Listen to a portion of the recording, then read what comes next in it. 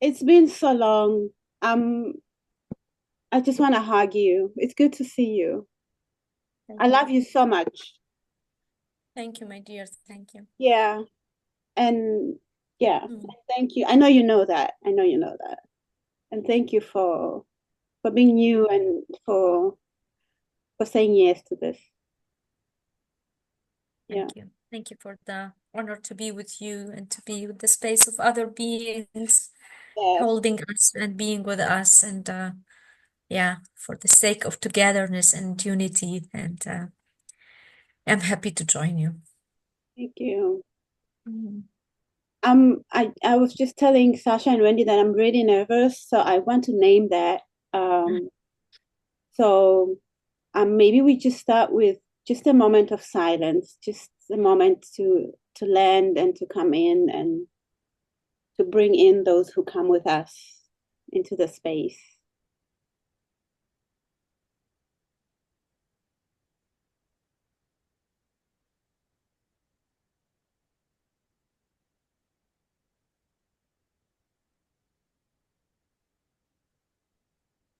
Thank you. Thank you so much. Rosa, may I ask? Hello, Ida. I have Hey, a, salam alaikum. I have a quick admin suggestion. Do you want to make Sasha co-host? Yes, She's really good with Zoom, and then if something does, yes. Thank you. I'm So just offering you Sasha, sorry. yeah, so maybe on that, Wendy, if you could introduce yourself and let us know who you are, because Ida doesn't know you. Ida, hi. Yeah. I've been part of a big online group that Nontikuza came and worked with us on anti-racism. So it's an international, very American, very European group doing work around the collapse of the society as we know it, climate change and all these things. And very obviously quite colonized thinking in the discussions we were having. So we've been working with Nontikuza for about 4 years now, I think. And yeah, it's ended up the three of us working. We're very lucky to be able to work with her in a small group on our own stuff. So this is work that I am trying to do to speak for myself. And I've been following the Palestine story much more closely since the genocide now started, the more recent events. And yeah, just to say, I don't even know how to speak to what is happening. So we're very curious to hear something of how you feel, but Mhm. I'm here just to be an ally and to show if there is anything more that I could do, I wish there was. So Mhm. Thank you, Thank you. Thank you for being here. Yeah. and Sasha. Yeah, Wendy and I met Nanticoso at the same time through the same organization. We were working with a group called Deep Adaptation, and Nanticoso has been so generous and compassionate in leading us from where we were, which was well intentioned but Mm. ignorant, to being a little less ignorant. So I feel really fortunate to work with her. And one of the initiatives that we thought worked really well in the other group, we had a lot of experimentation, some worked better and some didn't, was to give someone the chance to tell their own story in their own words. It was very, very well, impactful for us, and the people we worked with, they tended to feel good about it too. So this is what we're starting. So I'm really grateful that you're here and that you're, yeah, Thank you're willing to be the first. So you. Oh, I'm the first in this. Wow. Yeah. yeah, Some of us are those who are intended meant to be the ones who open the roads, and others followers, and others initiate other things. So many archetypes. Thank you for the honor. Yeah. And Mm. so and not to coast, I was just thinking sometimes I just like to place people. So I live in the United States. I live in the middle of the United States, in a real rural area. And I know some of your past experience or maybe present is in community. I came to this area to be in large intentional community in the United States, but I left it to move into a relationship, a lesbian relationship, and I still am on the homestead where she and our relationship. So she's since passed away, so I'm holding down the fort by myself, but I'm so glad to have Zoom that I can contribute in other ways. Thank you so much. And Wendy, where are you now? I'm in Wales. I'm doing a program with a university here in Wales. So I'm in this beautiful, doesn't look like much from there, but the Welsh mountains are outside the window here. Wow. Yeah, it's really raining and misty. It's a beautiful, beautiful space. It's a permaculture development called Centre for Alternative Technologies. They've been trying to teach sustainability for a long time. But I'm normally based in Portugal, central Portugal, near Coimbra. And I've heard of Tamera. I haven't yet managed to get down there, but we're definitely trying to do similar things, but detached communities. So we're trying to connect communities that are already a little bit in place through events and swaps and exchanges and meditation, yoga, that kind of thing. So I think what you're doing is so important. Yeah. Closer to Tamar, if you know the area. For sure. Yeah. Very close to Tamar. Beautiful area. It is. It is. Yeah, indeed. And I'm South African. You can probably hear the accent. I feel the spirit of South Africans. The wind that you are blowing with us, it's already feelable. Cool. And thank you for that. Thank you. So maybe we start. Who's Aida? I don't want to introduce tell us who are you? Wow. I'm very thankful for questions. If you ask like frequent questions, I can say with full vulnerability that one impact of this genocide is that I'm also sometimes forgetting, or sometimes the flow of the words gets lost. So I have to acknowledge that this is an impact on me. So you can bring me back with a question.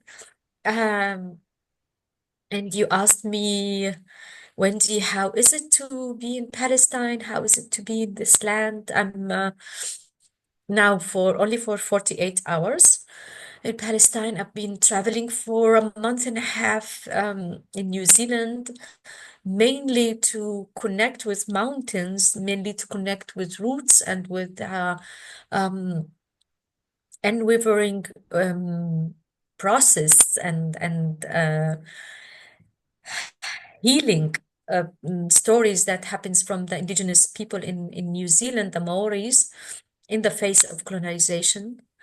And I went to New Zealand because this last 15 months of genocide have brought me and many brothers and sisters on our knees, emotionally, nervous system, capacities.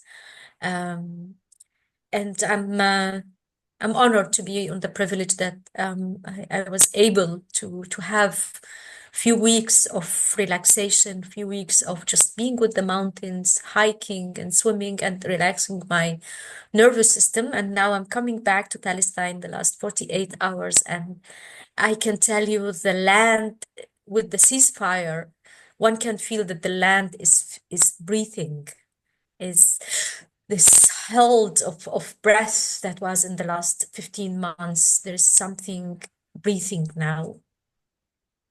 The moment I arrived to the airport, I started a conscious process of looking into every Israeli that I meet and check, first of all, that my heart is open.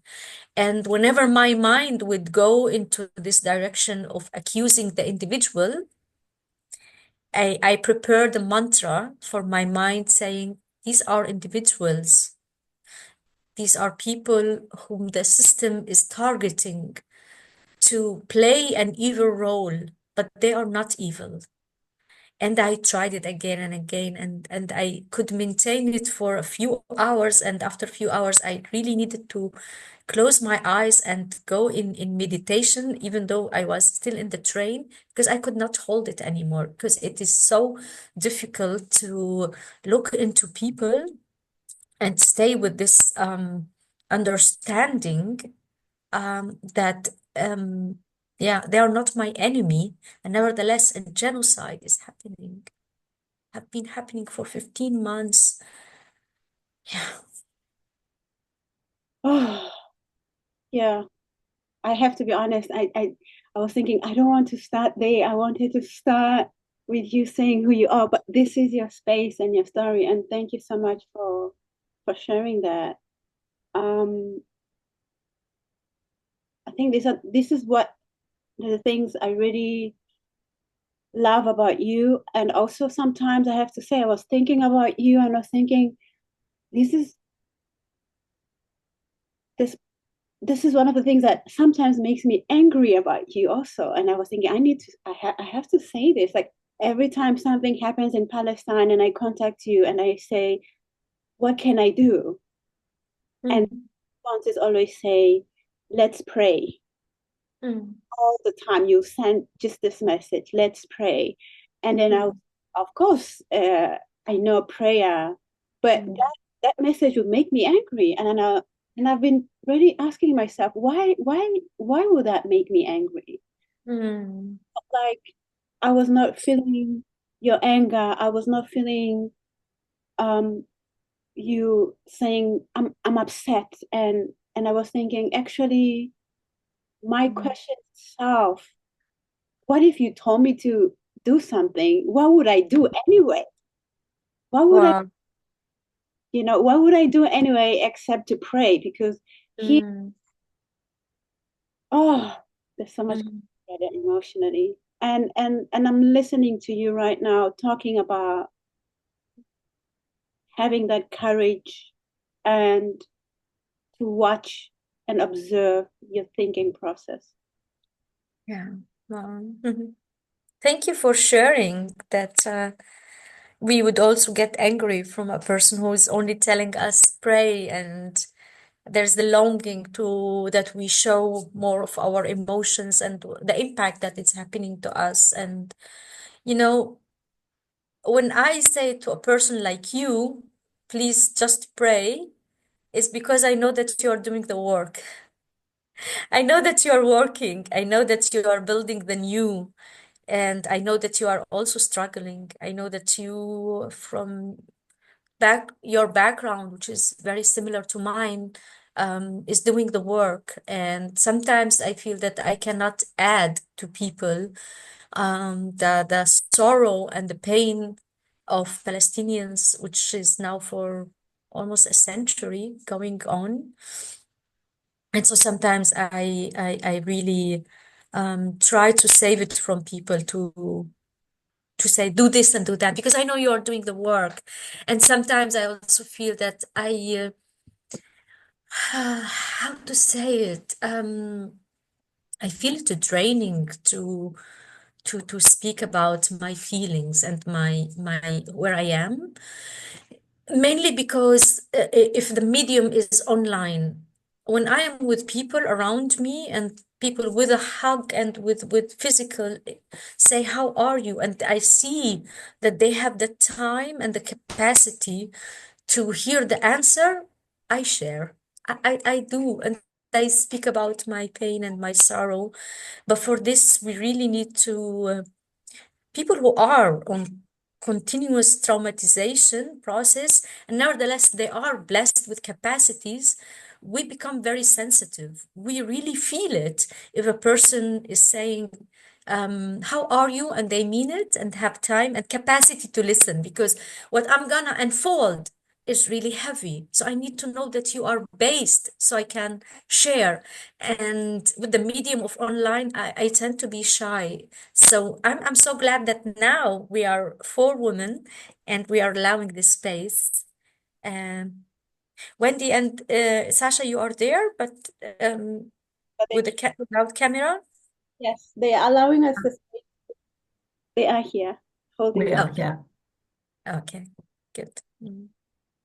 um Yep, me too. Mhm.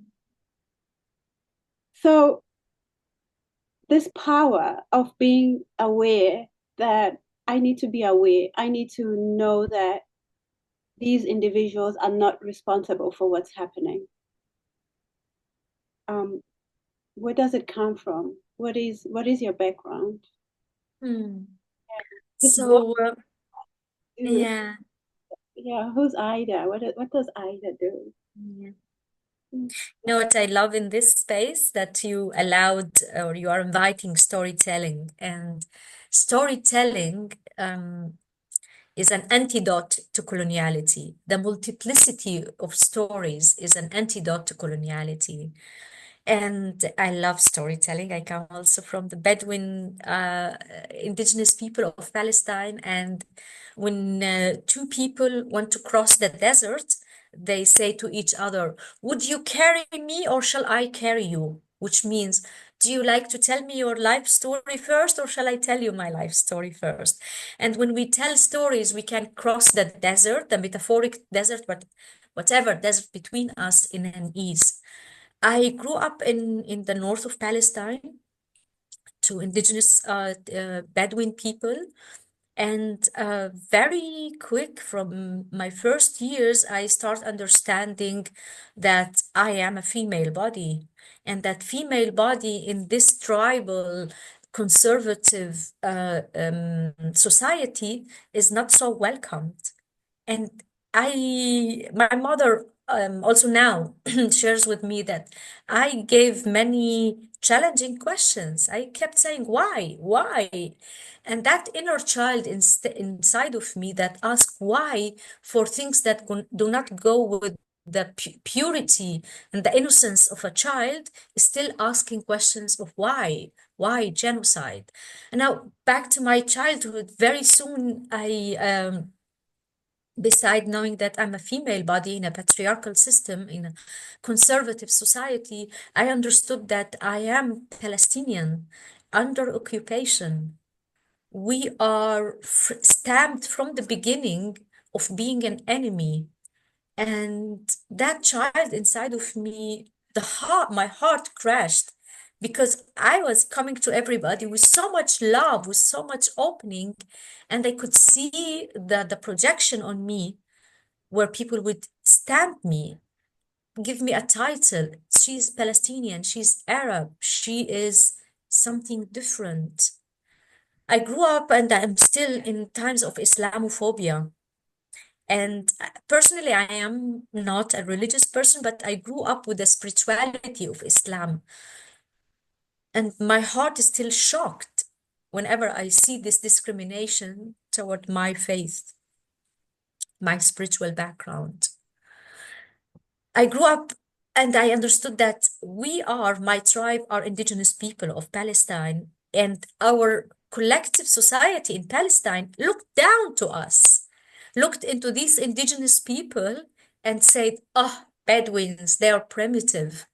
And so all these layers of rejection to my being, and at the same time, there is a fountain of love inside of me, caused me to be in a constant state of confusion. I'm loving, I love, I'm vital, I'm energetic, I'm running toward life. And the conditions that people created of patriarchy, of coloniality, of capitalism, of Zionism, of Islamophobia, of all these phobias are stopping me from the flow of my love. And that was the moment where I decided to understand systems and to distinguish between the individual. And now I'm coming back to your question. What is that power that I can look into an Israeli person that might be just a week ago or a day ago or some hours ago have been in Gaza killing my people. And now he is standing in the train station together with me at that platform waiting for the train.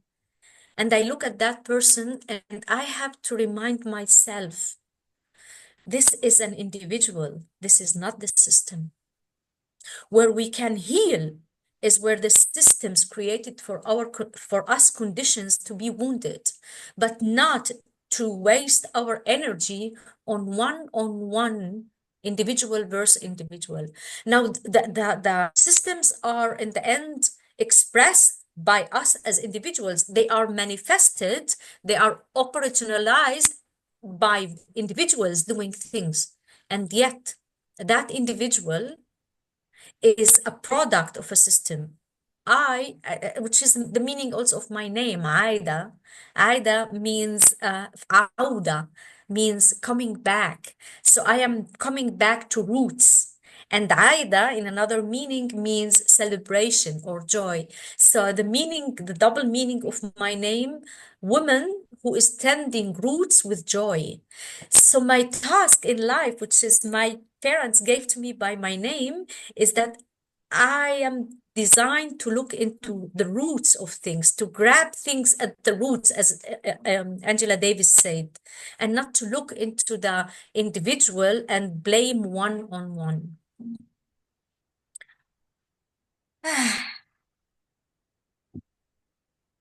A woman So with go joy. ahead.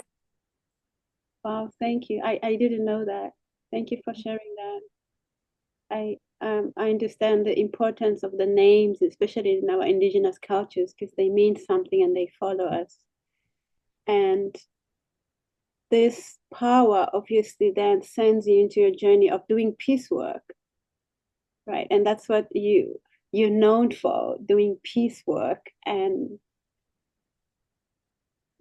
which really requires a lot of strength, of patience, and of constantly tending those roots, right? So how did you start and when? And this has taken you all around the world to Portugal, where did we meet in Portugal or did we meet? Oh, we met in Germany, so I'm gonna get to that. Yeah. When did this Ida who says I'm going for peace work? Yeah. So Aida in the beginning, it took a few years of her life to fight against what was existing. I fought patriarchy by fighting men. I fought Zionism by fighting Israelis and fighting the army, fighting. And I could see that that fighting um, actually resist the things that I was fighting against. Because in some point of time, I started seeing these things that I was fighting against, I could see them inside of me. The fight itself, the othering. And in some point of time, I was arrested in the age of 16 for fighting the system, for fighting Zionism. And I did not name myself a political activist back then. I was calling for the obvious, which is peace. But the system didn't like that and put a child, 16 years old, in arrest. I was not jailed for a long time. I was arrested for just one night, which was enough to traumatize my soul of what does it mean to take away the freedom. And in another point of my life, in the second Intifada, I found myself pregnant, and I understood that I want to have this child. And there came a message from the goddess that if I take this life, I have to change my life. And so I went into a quest of trying to imagine different ways of living. It can't be that what is given to us is the only way to live. So I start seeking other ways of living. And I actually went to the form of living in community, which actually was the longing that I was born with. I was born to a tribe, but I was born to a tribe that was after a huge trauma. of the Nakba, of the war that happened to our people in 1948.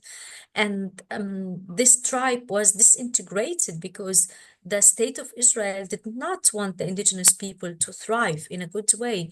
So they were forced to leave their lifestyle, their way of being, close to the land, close to the animals, close to the living, the spiritual living being of the land.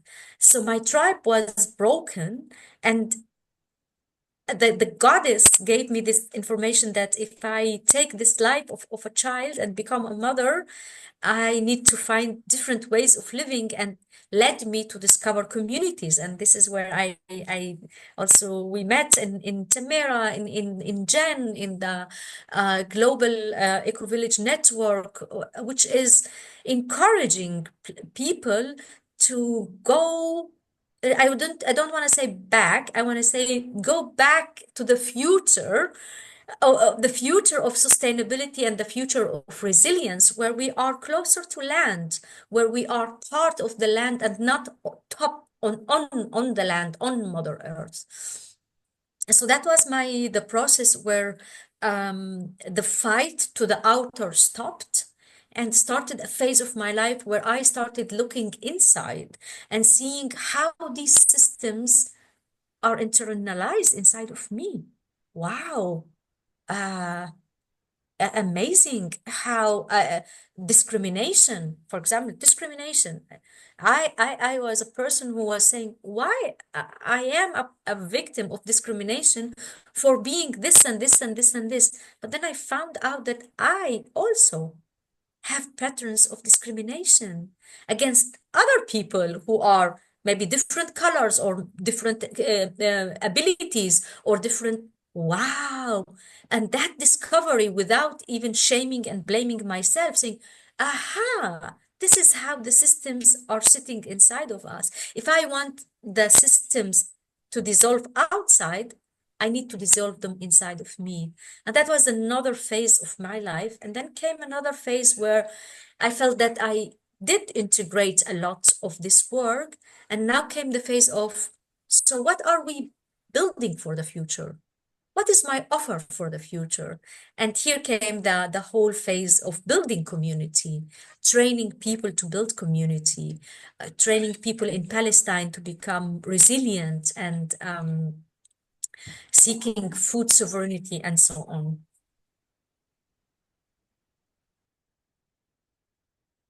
Thank you. So before we continue, do you need anything? Do you need a break? Do you need water?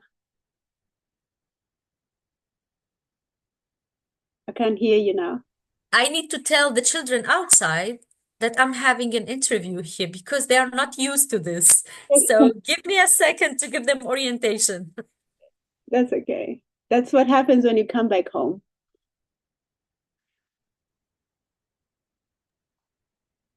How are you, Nantikozo? I'm good, thanks. Thank you. I think it's going amazingly. It's amazing. So much. It's obvious she feels safe with you. It's nice.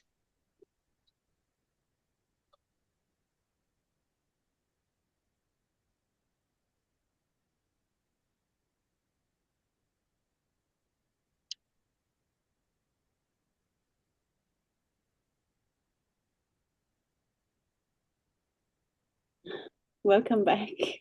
Thank you, my dear. Sorry, they are not used for auntie sitting on front of the computer and cameras, and so they want to play with me because they know whenever I come, there's lots of games, and no, she's not there. Completely understand. There's nothing to be sorry for. So, and you talk about our internalized oppression, what we internalize, right? Because we forget that sometimes when we're fighting the outside world, we forget that we've also internalized some of these belief systems and things. And if that's okay with you, could you share with us your work with the patriarchy, how you actually went into the love school, if that's something you want to talk about? Yeah. Yeah. If I would call it, I would say my journey with love. Uh, you see, I want to start from this that with all the vitality that was in my body and in my being as a young person, I for sure I had a huge attraction to boys, to men, to eros, and so on. And I fell in love, and people fell in love with me. And I noticed after many years that with every man that I fell in love with or have been in contact with, I always looked at him with the eyes of, you are patriarchy. You are, just by the fact that you are a man, you represent patriarchy. And that was a very subtle, unconscious thing inside of me. And the result of this is that I did not surrender to love, not to the man. I think many of us women, if we are in a heterosexual contact, we are and feminists, we are in fear of surrendering to the man because it means a lot for our life. But there's a gift in love, in the contact between lovers, whether same gender or different genders, which is where we surrender to love, to the love itself. And when we surrender to the love itself, love can do magic with us. And I was on guard. I did not surrender. And by this, I missed the gift of love many times until a moment that came a love story that the man was so conscious to also notice that I am in that pattern. And together we could come to this place of exactly this identifying the man from the system of patriarchy. And that was a joyful picture, a joyful image. And it happened within the frame of the love school in Tamera. And the frame of the love school is actually a frame where we try to bring all these energies that are working in us in the topic of love and sexuality to put it on the table and to know that as a result of societies that are following white coloniality, we do not speak about three major topics that are so essential for our lives. Topic number one is power and privilege, decision making, resources, and so on. Second one is about financial resources and flow of resources in general. And the third topic is the whole topic of love and sexuality. The societies that are colored with coloniality, with white coloniality, tend to not speak about these topics and take them from the public sphere to the private sphere. And there in these three topics, we lie. All of us, we deceive, living in deceit, and we lie. And so suddenly we are in the frame of the love school in Tamera, and there we are holding spaces for speaking truth and being transparent about all the processes of love and sexuality that is happening inside of us, and put it on the table as an act of research. And there I became aware of these patterns of internalizing patriarchy inside of me. Other ways of internalizing patriarchy is when we look into another, I as a woman look into another woman who is more active sexually and living her life erotically, and we start shaming her because she's doing exactly what we are longing for. And then I am a product of a society of being conservative and lived all of most of my sexual life in secret. And suddenly I see women who are doing it with so much integrity and pride and courage. And I was envying it. And instead of looking and saying, I envy it, I wish I was, I start shaming them. That's another pattern of internalizing patriarchy. The journey with patriarchy is a long journey, which is the main root of all the systems of oppression that we know. And I am happy also to live with men who are conscious enough to work on dissolving patriarchy. That's powerful. It's something that I felt it in me, and I was thinking, whoa, that is powerful. That is healing. When you say you don't look at the man, you missed out on love, because we look at the man and we then unconsciously come with this feminist energy, and this is a man, he's bringing patriarchy, therefore I shall not sign. But yet we all want love, right? We all want love. Who doesn't want to be loved? Whether it's in a friendship relationship, family relationship, partner relationship, we all want love. And yet there's so many things that are stopping us from this process of healing. So for me, I just want to say those words were just impactful and healing for me, to hear that there's a difference in surrendering to a person and surrendering to love, which is a gift of God, right? Gift from the God and from the land and from the people. And yes. Oh, I don't know. What else? What else? I'm feeling our kids, but I feel like I want to respect them. I don't want to bring them into the space. They didn't ask. I didn't ask for permission. So I'm just gonna ask, how is you as a mother, how do you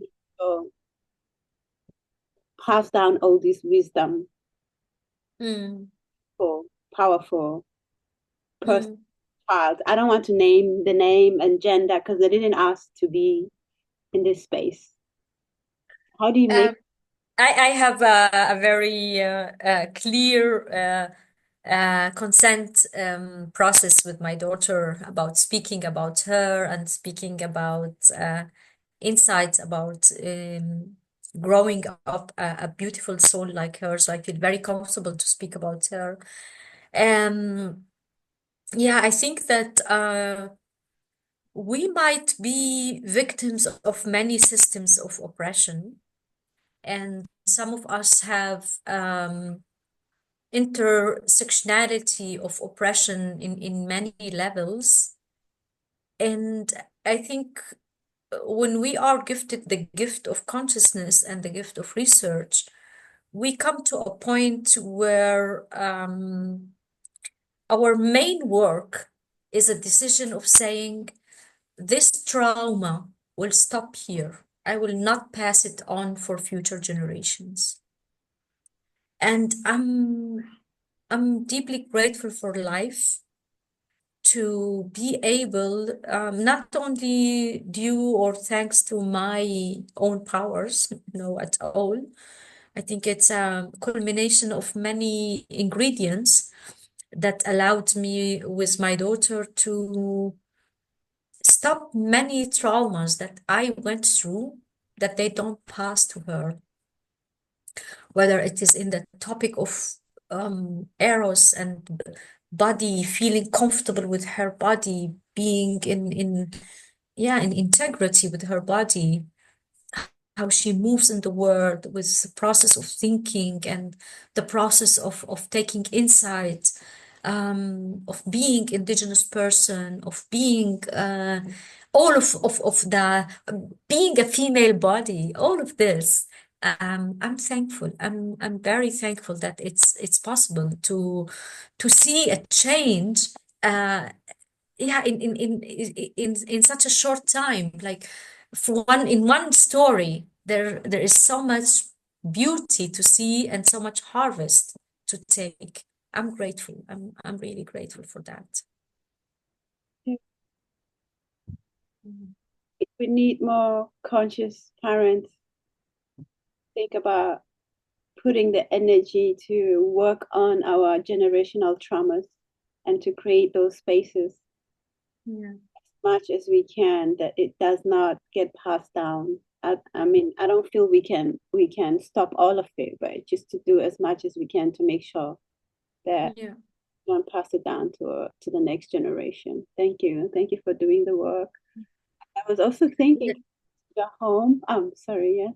I wanted to add that it's we say parents, but actually I want to acknowledge that the work that I could do was not for me being a parent, but because that gift that I received in life, which is in that moment of when my daughter was 6, I joined a community, and I want to tell you, we are not designed to heal as individuals.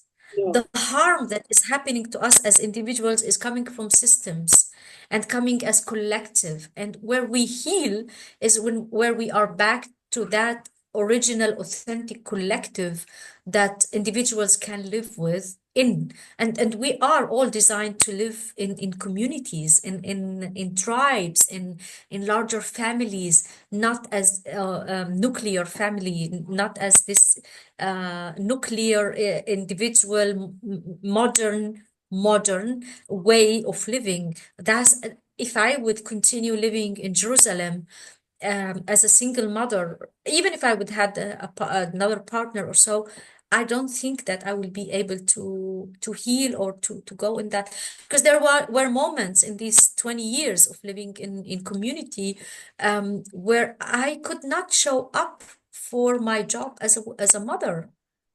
With all the intersectionality of oppression on me, there were moments that I could not. And I was so glad there were other mothers from different origins that could take my daughter for that certain time so I can heal and recover and come back. And also in the moments that I needed to make political journeys. And then I could leave my daughter in the heart of the community where she could call other people mama and other people papa. That was the main gift and the main thing that I want to say, that it's yeah, it's essential for our healing, for our collective healing. 100%. I 100% agree with you. And I know you know this African saying that it takes a village to raise a child, Exactly. not Yeah. men. Yeah, I 100% agree with you. Thank you for that. Wow. I also was just thinking about your parents because I've met them once when you came to Spain, and so as I was thinking, oh, I'm hoping they're in the safe place and that I'm good with them. Mhm. Yeah, Yeah. They Oh, are in a safe place, but you know, the impact of this genocide on every Palestinian is not measured by the proximity and the distance to Gaza, because the main threat was that the feeling of being threatened by your identity, just for the fact of being Palestinian, you are threatened. And we are 2 weeks now into this ceasefire that is way less than what we would need to free Gaza, to free Palestine. It is a very weak ceasefire, but nevertheless, it's a ceasefire that shows the power of resistance. I am not with the violent resistant or armed resistant, but also I do not live there, and I do not want to be a person who speak from theory. What does it mean to live under siege for 16, 17 years and to be under these conditions? I do believe in the right of people to change their destiny. And if it would be up to me, I would do it non-violently, but it's not mine to decide what people do for their liberation. And my parents are affected. I see the effects on them all day, although they are far away. You see the effects of the inner feeling of being threatened, the inner feeling of being rejected. Yeah, being threatened. You are not welcomed. It's such a bad feeling. I could feel it miles away, being in Portugal and feeling how my nervous system, people could say, Ida, I love you. And yeah, I couldn't hear it. I couldn't hear it. How could you love me personally and still kill my people? I am part of that, my people, because as an indigenous person and a person who lives from within collective identity, that collective identity is part of me. I'm not just an individual. Yeah.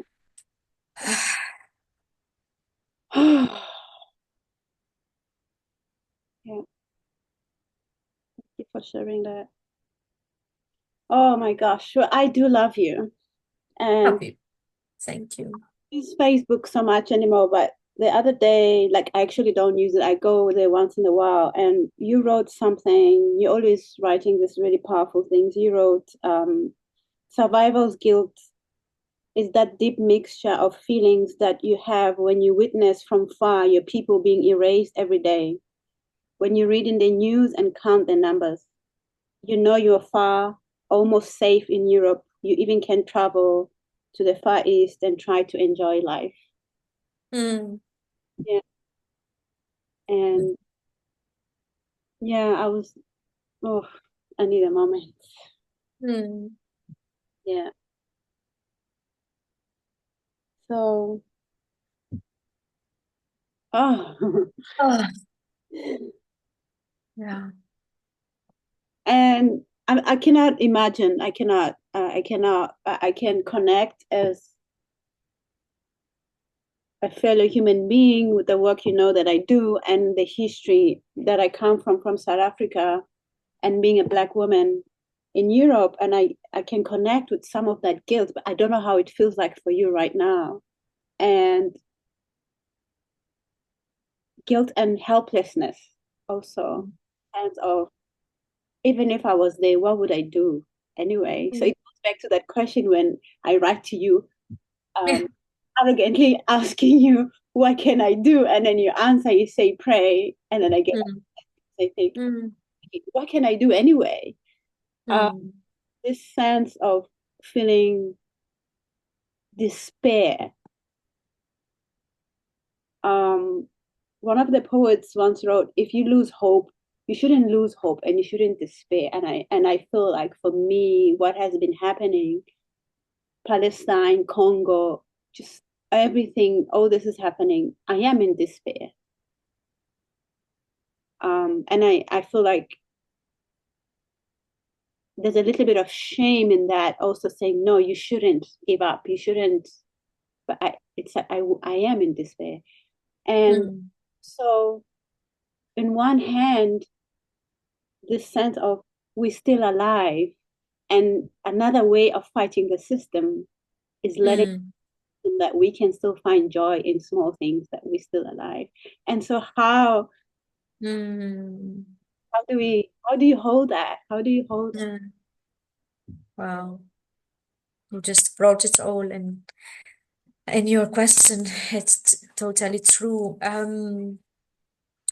I was teaching a year ago, 2 years ago, with an indigenous woman from the Amazon, and she said that in the Guarani language, they say that the biggest defeat for their enemy is when they smile, when they keep smiling. And in this year, this sentence of her came a lot to me. That it's not a this fake smile, but when you smile from the inner and you still radiate with life, that's the biggest defeat for your enemy.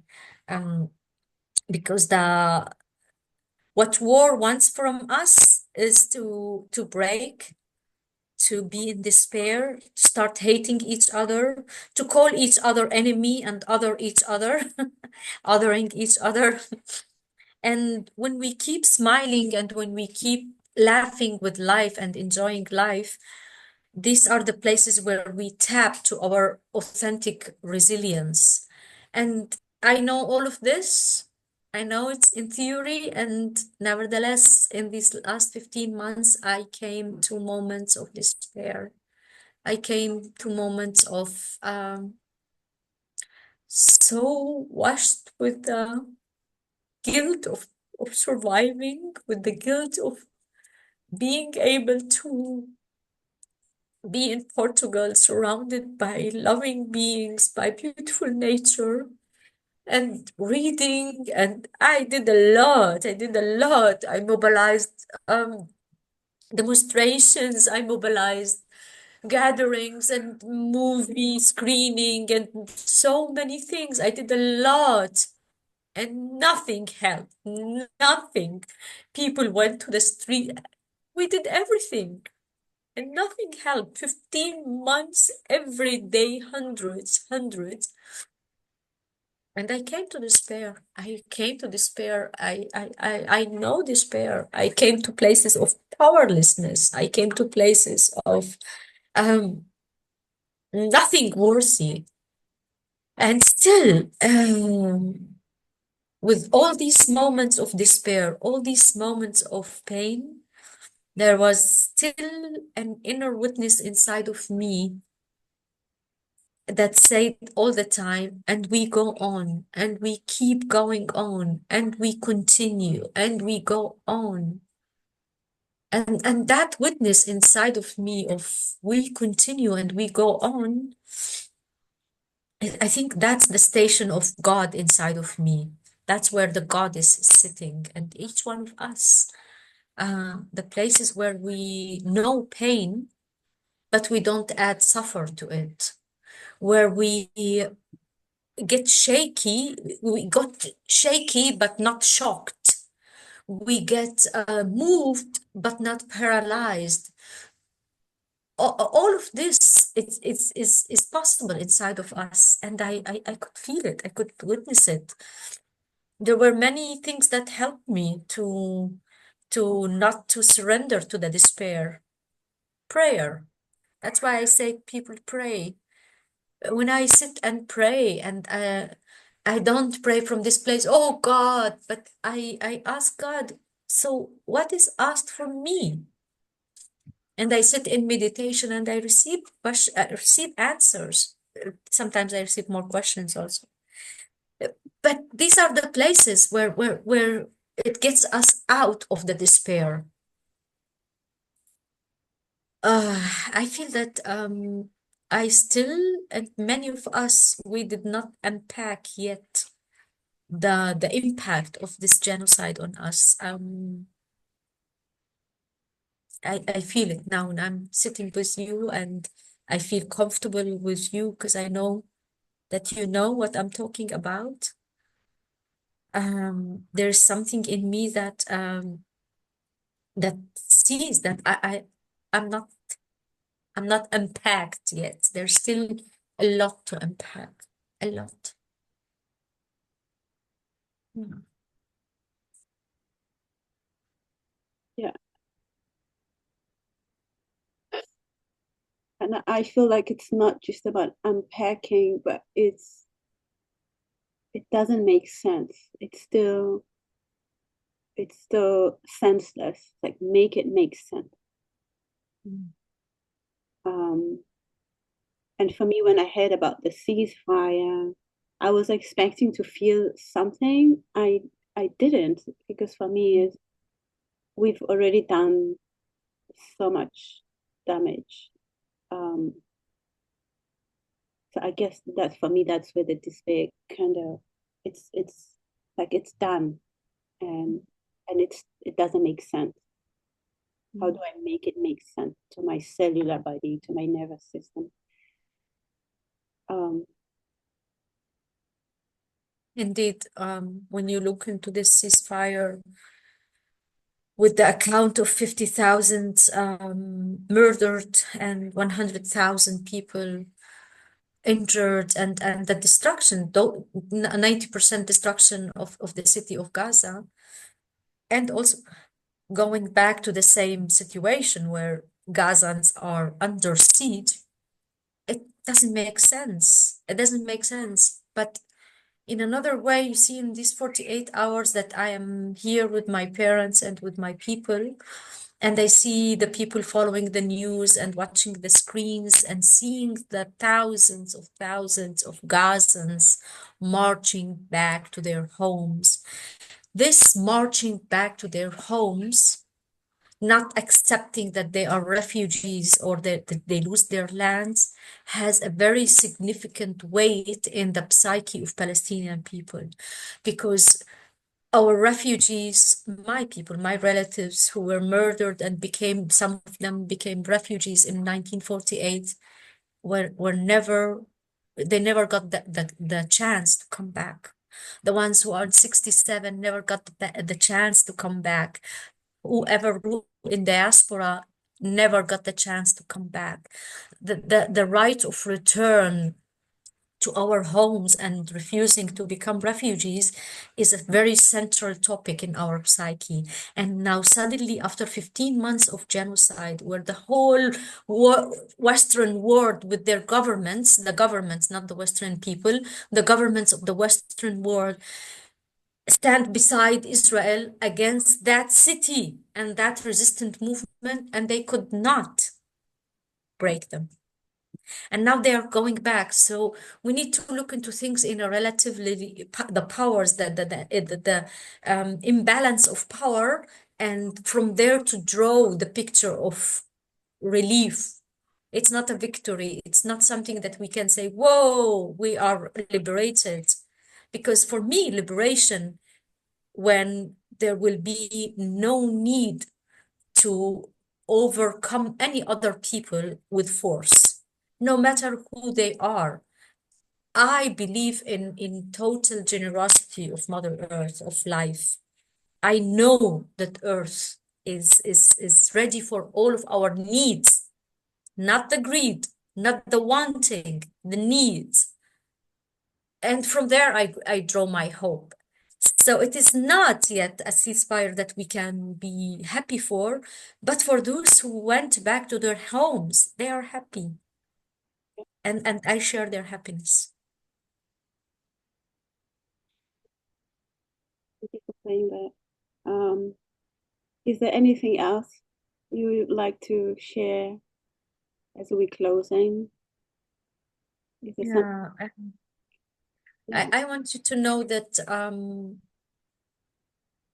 I feel very much connection with you when you speak about the fact of being a black skinned woman in Europe, and I am more aware for the fact of being a woman of color in Europe, and more becoming aware also in the alternative scene of communities and Gen and many alternatives, how much the internalization of systematic racism is still there and how painful it is, where the microaggressions are happening on daily basis from good people, our relatives, our people that we live in the same community, our lovers, our people. And there is no enough consciousness for it. And me personally, I can tell you, this last 15 months became a break point because suddenly, as Aida, as the powerful radiating energy, I could not hold genocide and systematic aggressions and racism at the same time. I could not, I lost it. And suddenly I looked at these things and I found it so painful, and also posted a question to myself, why do I tolerate it? Why do I sit with white people who are not ready yet to discover how white supremacy is integrated in them? Why do I give myself as a gift for free? Why? So I'm in a deep question in my life. And again, when we are in communities, intentional communities, we are sitting with the best of the best, the most greatest people, the alternative people. And yet it is still so much there. And so there is a huge question for me as a indigenous woman of color in Europe. Where's my safe space? And it's not that I came to Europe voluntarily. None of us, most of us, we don't come to Europe voluntarily. Refugees and immigrants don't come to Europe voluntarily. We follow the resources that Europe took from us and left us forced many times to leave our countries, especially in the example of Congo, Palestine. And so where is a safe space? Yeah. Where is our olive tree?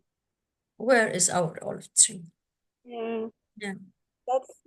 That has been my question for a while, you know that. And oh gosh, you're gonna make me cry. Mm. It's, And it's okay to cry. I cried a lot.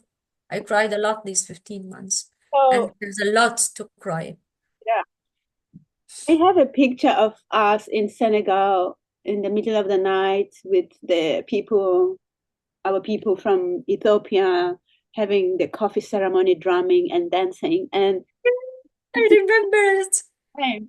This is the only time where I know of you and I in the same space, whether online or physical, where we were dancing and laughing. And it was so short and so tiny, tiny, tiny over these years that I've known you that I was thinking about that and thinking that this is so sad that I yearn for a space where I am with Ida and we are in our safe space under the Mm. tree and feeling fully safe and celebrating.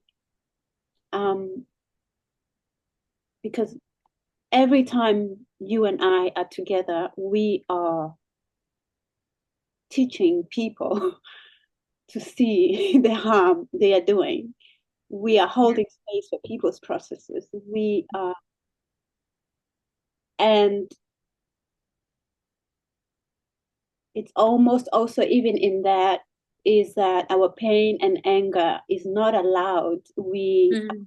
Mm. are pulling from the love and the fire of our ancestors. Yeah. Yeah. So, in your words, when you say, how long can I keep giving and being a gift to this space? Yeah. Yeah. Mm. And it's totally okay that we can teach sometimes, but I want to teach about the gifts that I carry as an indigenous person. I don't want to keep teaching about racism. I want to teach about eros, about feminism.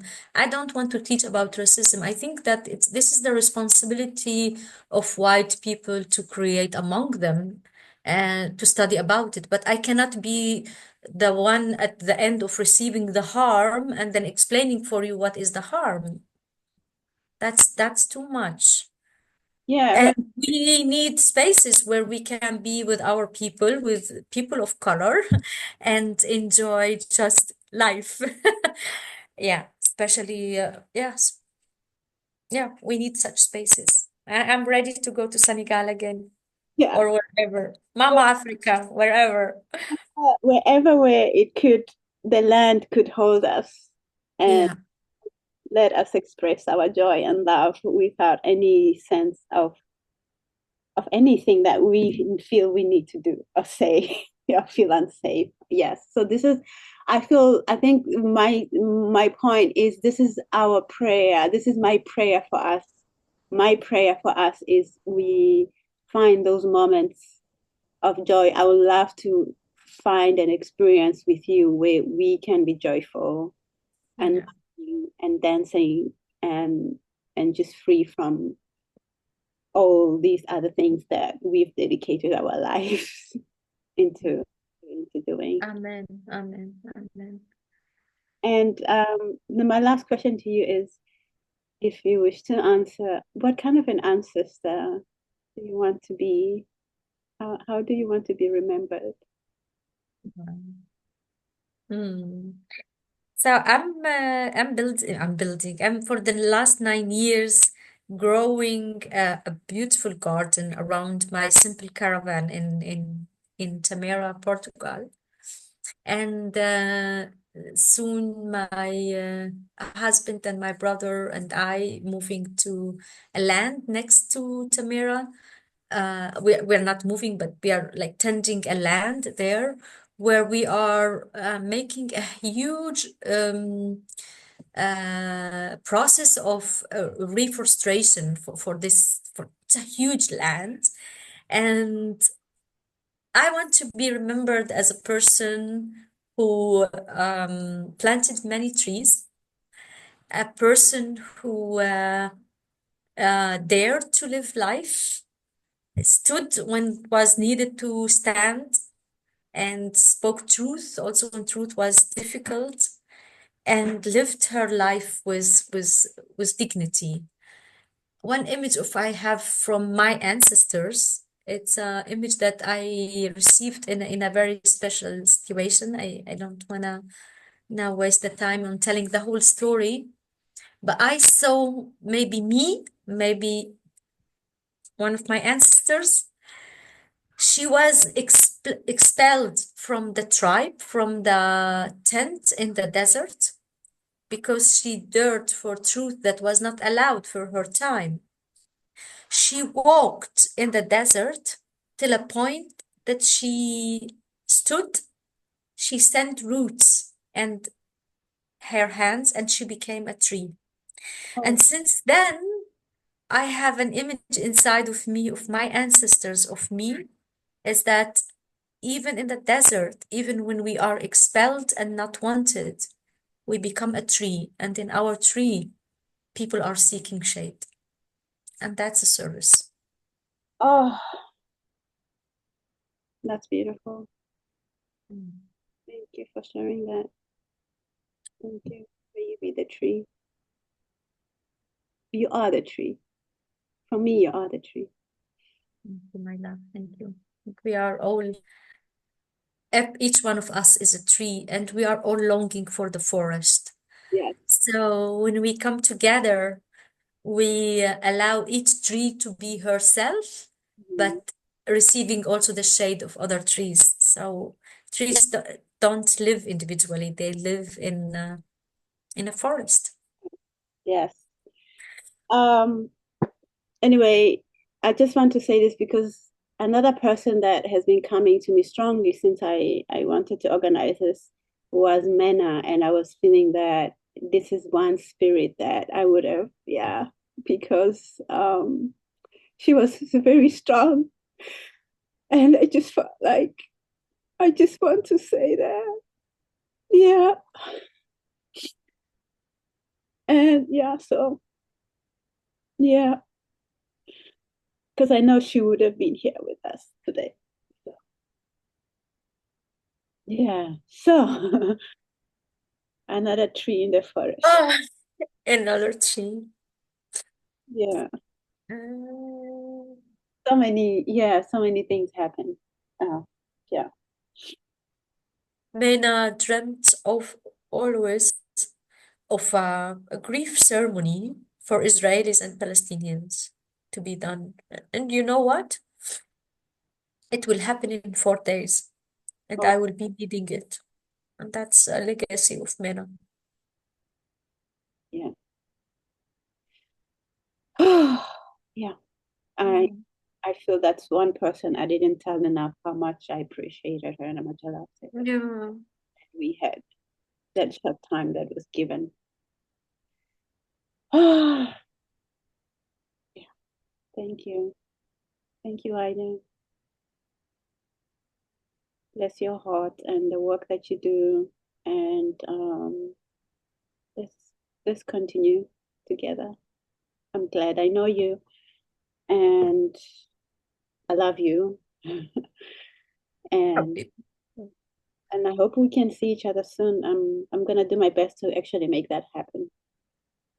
So when you I'm more than happy. I would love to see you again. I really would love to see you again. I need also this physicality. I'm so much want to hug you so much, so much. So I'm going to make that happen. That's a promise. I Yeah. trust you. Thank you for this opportunity, and thank you also to Wendy and Sasha for being here with us. Thank you. I'm going to stop.